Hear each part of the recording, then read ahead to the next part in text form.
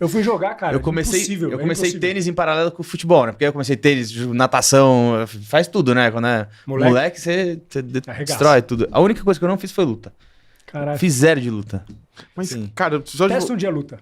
Legal pra caralho. É bom pra caramba. Meu filho faz judô, então. Mas só já de você, deixa pô, ele- certíssimo. É isso. A escalinha é judô, porque ele vai enjoar. Judô, natação, Ele vai enjoar futebol. lá pros 3, ele vai enjoar, aí tu já vira pro jiu-jitsu. É isso. Aí é um novo desafio, ele vai gostar. É essa técnica que eu quero fazer isso com meu filho. Quero botar judô, depois jiu-jitsu, depois luta em cima. Porque isso ensina pra caramba. O Fora que o esporte moleque fazendo judô, jiu-jitsu e luta em cima, o moleque com 18 anos é um monstro. vira uma máquina. É, ué. Vira uma Cara, máquina. mas vou te Se alguém falar, brincar com o esse moleque esporte aí- transformou a minha vida, pô. Porque foi o seguinte, meu pai era um cara terrível, indisciplinado, irresponsável, pra um cacete. Tá? E minha mãe, cara, tadinha. Também, assim, uma criação muito simples e tal. E vivia muito olhando pro meu pai. Então, porra, eu fui criado fraco. Sim. Eu apanhava pra um cacete, porque minha mãe olhava e via meu pai em mim. E minha mãe... eu sei que ela tinha medo de eu ser igual ao meu pai. Ela foi mãe e pai, sabe? Então, ela me bateu muito. Só que ela me batia, ela tentava compensar com me dando alguma coisa, um presente, alguma coisa do tipo. E segundo, eles desistiam demais de tudo. Eu lembro que eu fiz aula de futebol, fiz uma vez, não fui no depois. Aí fiz capoeira, fui uma vez. Karatê eu fiz 2. Né? O judô eu lembro que eu fiz 2 meses. Mas porque eles não tinham. Não levavam tinham. mais, aí não me forçavam a estar. E aí eu fiquei muito fraco. Eu era chorão. E aí veio compulsões, né? De descobrir a parada das altas habilidades. Isso te deixa com muito confronto, porque você não tem problema com os amigos, e você pensa acelerado, e aí você vira meio chacota. É sinistro. Eu era o representante de classe, porque ainda teve essa parada de eu ter ficado muito pobre. Então, porra, eu saí de uma escola particular para uma escola que tinha 2 grávidas na minha sala na 6ª série. Caraca! Foi pesado, porra. Eu fui pro... O choque mesmo. O choque, eu o estudei choque com o pessoal da cultural. favela, velho. Favela mesmo, pesado. O choque Né? cultural. Cultural. Né? Eu lembro que a galera ia Se você tivesse vindo de base nisso, Não tinha sentido. Tinha sentido, era né? só, Não tinha era sentido. só o padrão. Mano, eu vi a galera ir pra escola pra comer, pra almoçar. Era surreal. E assim, eu comi feijão com farinha pra não passar fome, porra. Eu não passei fome, graças a Deus. Minha mãe foi uma guerreira, velho. Sabe? E meu padrasto ajudou a gente muito. Era um cara simples, mas ajudou a gente pra caramba. No final, depois eu virei chefe do meu padrasto durante 3 anos, cara, sabe? Caramba, é muito que legal, né? Tipo assim, na telefonia, na hora, assim, ele separou da minha mãe, mas na época, a gente divorciou, ele já tava como supervisor, entendeu? Então, Que legal. pô, e Que foi legal. minha formação, eu formei o cara Uhum, profissionalmente, isso é uhum. muito legal. E eu tenho muita gratidão porque ele foi pai muitas vezes na minha vida.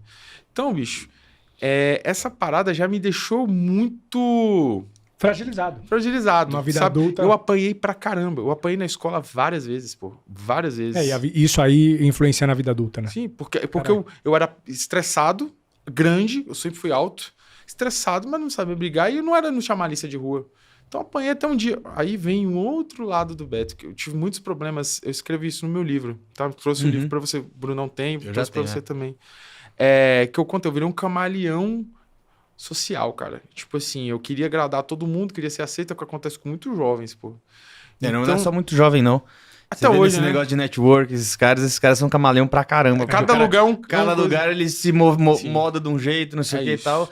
E no final das contas, o cara não tem personalidade. Exato. Por isso que hoje eu sou muito extremo com quem eu sou, velho. Tipo assim, ó, meu irmão, tu vai gostar de mim do jeito que é, porque eu tenho muito medo de ficar fazendo jogo. Eu sou intencional, é diferente. Pô, eu tô de Isso. terno porque eu tenho intenção. Meu ICP, cara, é médico. Então, a partir de agora eu vou conversar com essa galera, mas eu sou intencional. Entendeu? O que isso não tem nada, O que tem, nada de problema, né? Então eu já sei como eu quero me posicionar. Então eu sou muito vidrado nisso.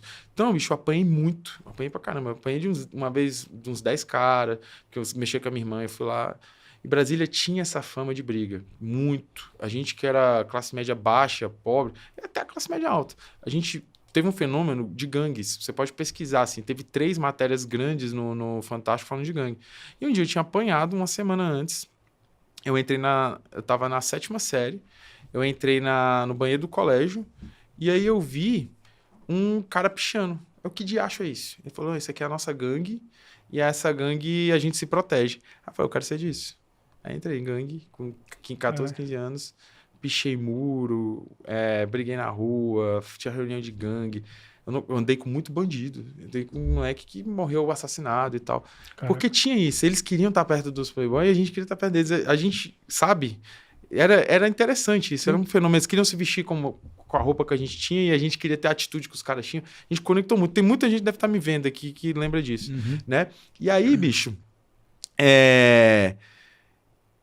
Depois que eu apanhei tanto nessa época que eu entrei pra gangue, né? Então, eu fui preso em 2007. Caralho! Passei uma noite na delegacia. De briga? Não, foi pichando muro. Pichando muro.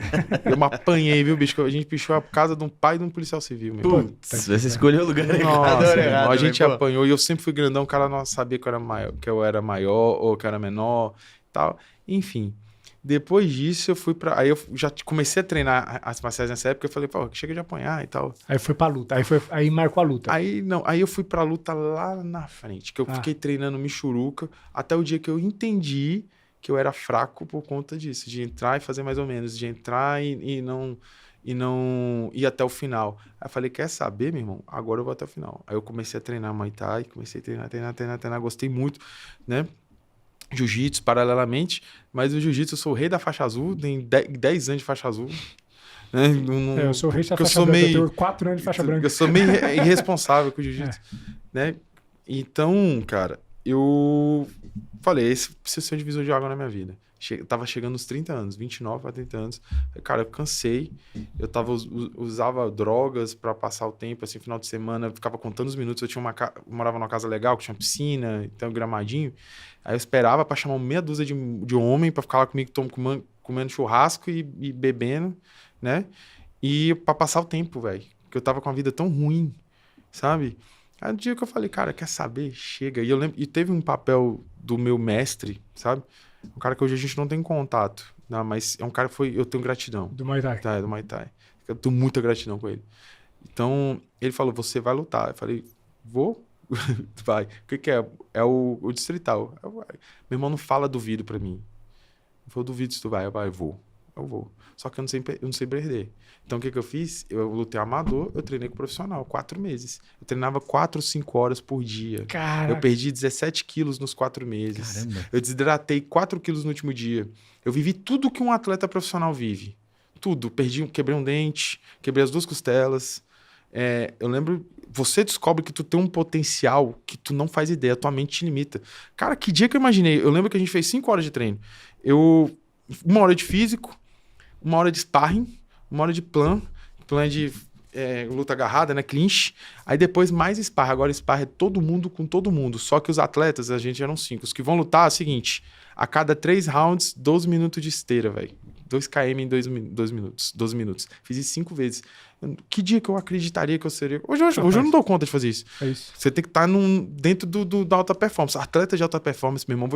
Só quem já... Eu só experienciei. Eu nunca fui um atleta de alta performance. Eu vivi o que eles vivem. É absurdo, mas mudou a minha mente. Tão absurdo. Foi tão absurdo que eu lembro que, faltando um pouco pra luta, um amigo meu passou num concurso alto lá em Brasília e chamou todo mundo pra comer, pra comemorar. Uma feijoada na casa dele. Quando eu cheguei, tava todo mundo muito louco. Todo mundo doidaralho, assim. Aí eu, caraca, velho, eu fico pior que isso aqui. Eu olhei assim. Isso me trouxe uns conflitos. Não quer dizer que eu não fiquei doido outras vezes, óbvio. Sim. Mas já me trouxe um outro tipo de percepção. Por mais que você já ficou bêbado várias vezes, você não tinha consciência do que era isso. Mas por ter passado por isso, te trouxe luz. E aí, mesmo que um dia você esteja bêbado, você já tem uma consciência diferente por já ter vivido outra realidade. Tinha mulher descendo com um copo na cabeça, a gente subindo em coisa. E meu apelido, sabe qual era? Boi. Porque era o boi brabo. Eu era pior que eles. Tu acha que eu fiquei como na minha cabeça? O que é isso, velho? Então, por isso que eu sou muito fã da linha do psicologia chamada behaviorismo, né? Você não é, você está. Eu não aceitava, eu não queria mais aquilo ali, velho. Então, foi uma tomada de decisão, assim, absurda, que resultou até num divórcio, né? Não sou a favor de divórcio, mas foi necessário. Eu tinha começado a namorar com ela com 15 anos. Casei com 23. Então, era um moleque sem base familiar, sem referencial masculino, entendeu? Então, eu ia fazer a vida dessa menina no inferno até no final da vida dela. Então, eu separei. Ele começou um processo de transição absurdo. Fidelizei no esporte, aprendi autoconhecimento, fui cuidar dos meus traumas, dos meus problemas. Aí fui psicólogo, psiquiatra, e descobri esse tanto de coisa que eu não sabia que eu tinha. Quantos anos você tinha nessa época? Pô, 32 já, pô, tô com 36, foi agora. Foi agora, 4 Sabe o que eu tava com suspeita de borderline?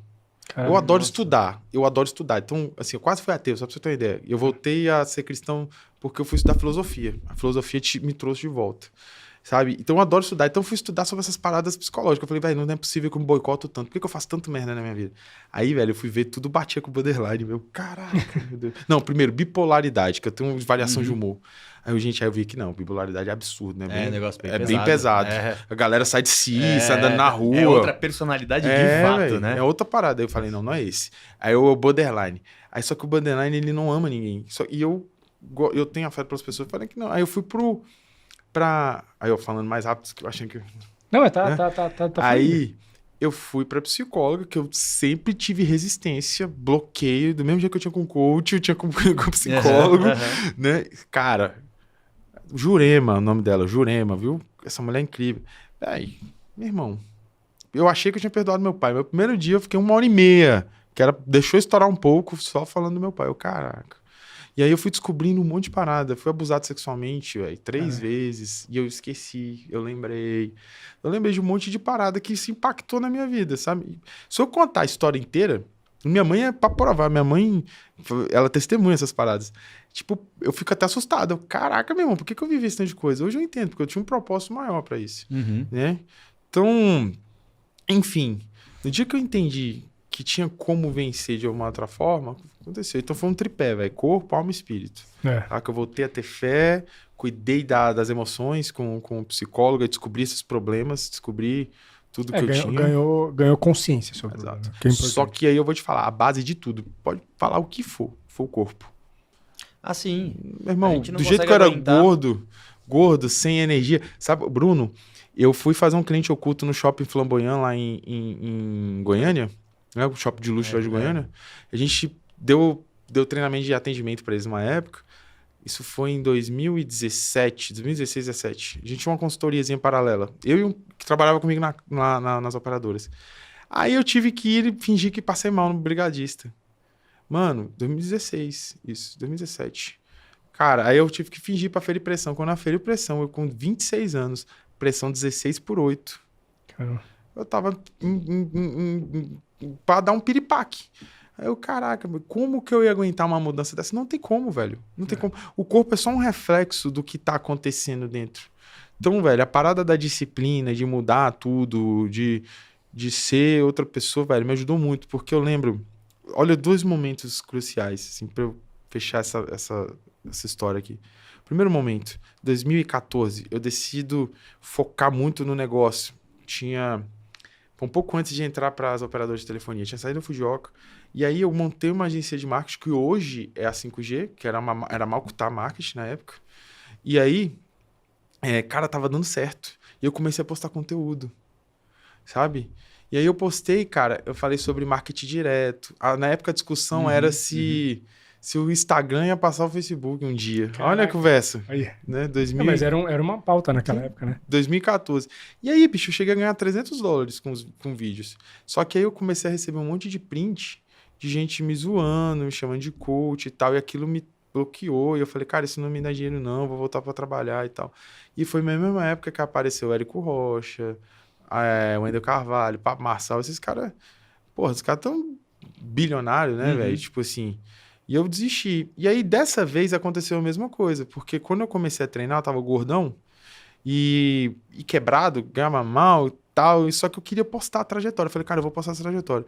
E aí eu treinava de sunga, às vezes, no sol. E eu zoava, Começaram chacota, depois ficaram puto comigo porque eu não parei. Hoje em dia, nem que perde emprego. Aí. Entendeu? Então, e é sempre assim, né? E bate nas costas falando, sempre acreditei. É isso. Sempre.